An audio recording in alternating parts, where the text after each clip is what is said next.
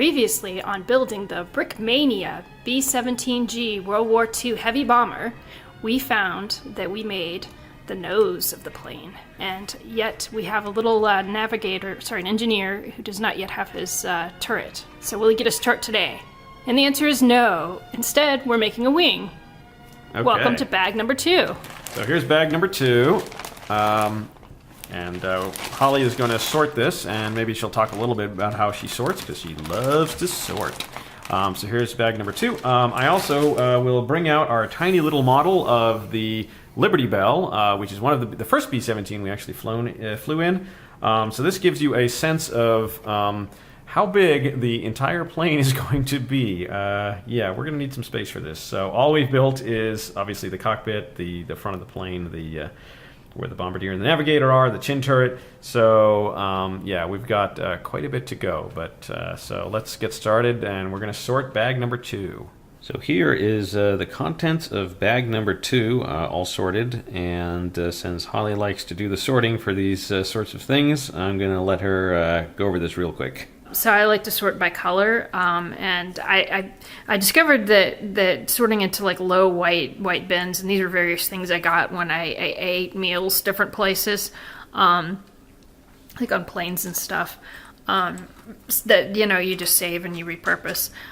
So I like to sort largely by sort of what seems similar, and a lot of the things are by color, and I like to keep things that are slightly the same but different, well separated. Like for example, on these little gray pieces, you get one that's the sort of the angle piece, and then you have one that's flat.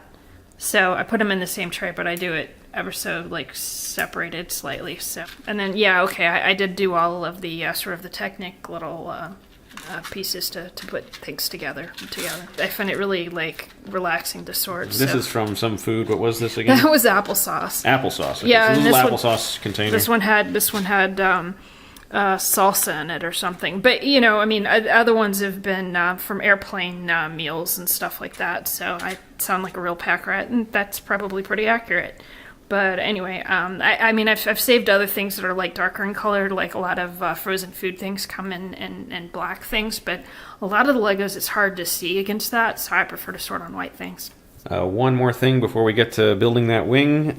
We did figure out where those missing pieces came from. It turns out it's from the chin turret, so these pieces were left over. We had not quite assembled this correctly, so that's where they go, and it actually makes it a little more round, a little more correct there, so that's that. So here we are at the end of step number 17, and the wing is taking shape, or at least the structure of the wing.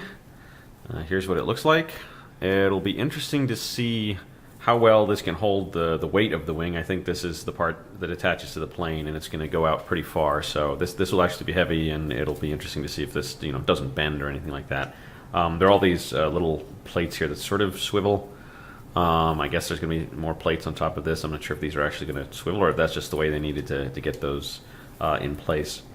And here we are at the end of step 21. The wing is indeed taking shape. We also have part of the one of the edges there. So it was most of the work was done on one side, and I guess we'll be working on the other side in a minute. I did want to point out that the instructions for at least one of the pages were a little bit complicated. I would say not impossible, but confusing. So this is the page here. I think it's trying to do too much on a single page. For example, here's a box. It shows here's a bunch of pieces, but it doesn't say what to do with them. Are these pieces used for these build steps? It turns out no. You're supposed to put these pieces onto the wing, and then you're supposed to put this onto the wing. I guess in this order. I'm not 100% sure it has to be in that order, but maybe. And then you're supposed to do this, and it's all doing this on one page. So to me, this is easily the most confusing part of the build so far.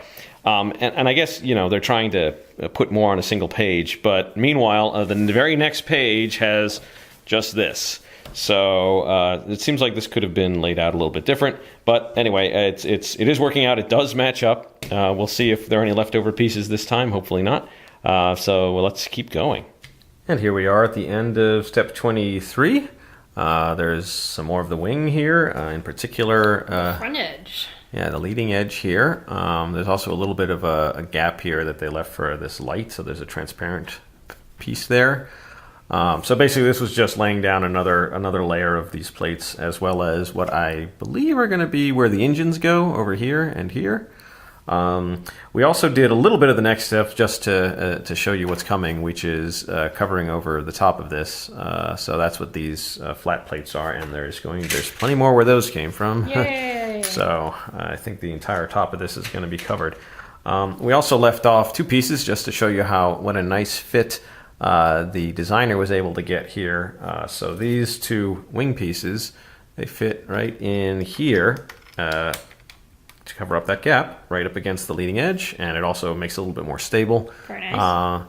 So that's I thought that was pretty cool. We're not really we don't build our own things. We just follow the instructions. So it's always cool to see these things happen, and it's some really smart designers that are able to do this sort of thing. At least we think so. We appreciate them. So here you go. There's that. So let's keep going.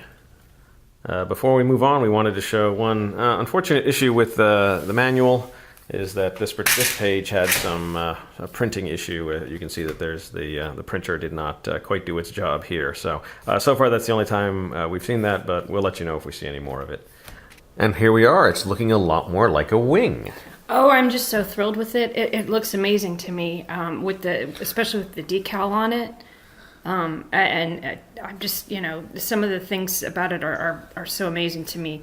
How they did sort of the rounded edge of this with doing both straight parts and sort of rounded parts, and it reads so very well. It's been a really interesting build so far. So what we did here is obviously covering the top of the wing and this decal. There was also a little bit on the bottom here. And you'll notice that this is inverted, so these are studs on top, and you're looking at the bottoms over here. So part of this is sort of flipped over, and I guess you'll see why in a little bit.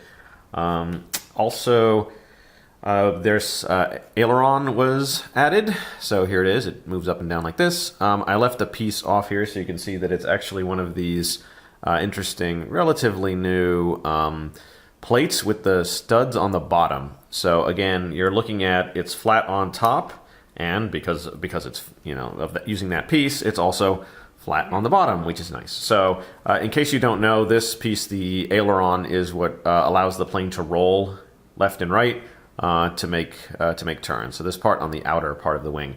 There should be here, you'll notice that there's these spots here that are going to be used to add more control surfaces. This should be for the flaps, but we haven't gotten to that yet. So we also got done the first engine. The cowling and a few parts on the inside. So here's what that looks like before attachment. So there's going to be 4 of these. This is a Wright Cyclone turbocharged radial engine with 1,200 horsepower. So this is where the propellers are going to go. We haven't put on the propellers. This spins very freely, actually. I like this. They use this piece. I don't even know what this piece is, but it's about right for the tip of the propeller. I don't know. Oh, anyway. A little nubbin. So let's show them the exhaust vent. Oh yeah, on the underside, this is actually the bottom, is the exhaust vent. So this is actually, I'm pretty sure, is a custom printed piece with a little stud piece inside. So this is the exhaust of the engine. So each one of the engines will have one of these. And actually, we're going to show you how this gets attached. So it's a really clever, nice fit. So remember I said that this has the studs on top, and then this also has the studs on top. So it's flipped over in the middle, basically. So that's how this attaches, right? So this attaches here, and this attaches here. So I'll just put it together here. It's extremely clever. I mean, whoever builds this thinks in multiple dimensions and Legos, and it's hard enough to think of, adding and building on top and stuff. And it's a nice firm fit. Very nice.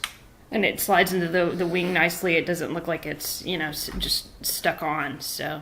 And I said we probably wouldn't be doing much build on camera. It's not that interesting, but let's do a little bit here. So I have this little bit here, some kind of vent, I guess, that goes on the. You have to put that on after you insert the engine, so it closes up that gap there. And then we have a whole bunch of of these little, I call them telephone pieces. like mini arch, I don't know. But that is used to cover up the this part here, so we'll just do that. You just push those down. And I'm not going to show you all of them, but you can see how the...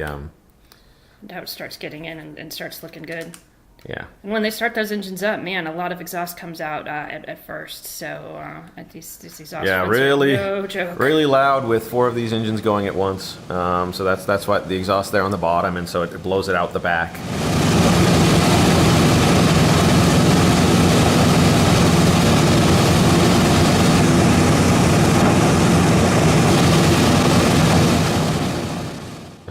That's where we are so far at, this is the end of step number 26. For some reason, step number 26 spanned 3 pages. So we're going to keep going from there, and I think we're almost, looking at the pieces that are left, I think we're almost at the end of this bag. We definitely have to do another engine though, so let's see if that shows up. Okay, we are now done with bag number 2. I would tell you what step we're on, but I don't actually know. Here's step 29, here's step 30, and then I continue on to step number 23. So apparently there's some kind of numbering issue here, so I'm not sure which step we're on anymore, but no matter, we have more of a wing. First things first, there was some more added to the bottom here, including the exhaust for the other engine right there. All this smooth surface was done. Now's a good time to mention, actually, that they did a great job getting the wing to taper. So I don't know if you can tell, but here it's pretty thick, and over here it tapers down to very little. It's beautiful and subtle. Yeah, so anyway, very nice how that works. So also, as you might expect, there is another engine, and here it is. So here is the second Wright Cyclone engine. And we're gonna stick this on here now. It actually fits real nice. It's really cool to build this and have it to have this weird shape, and then watch it fit right onto this part you built earlier just fine. So there it goes.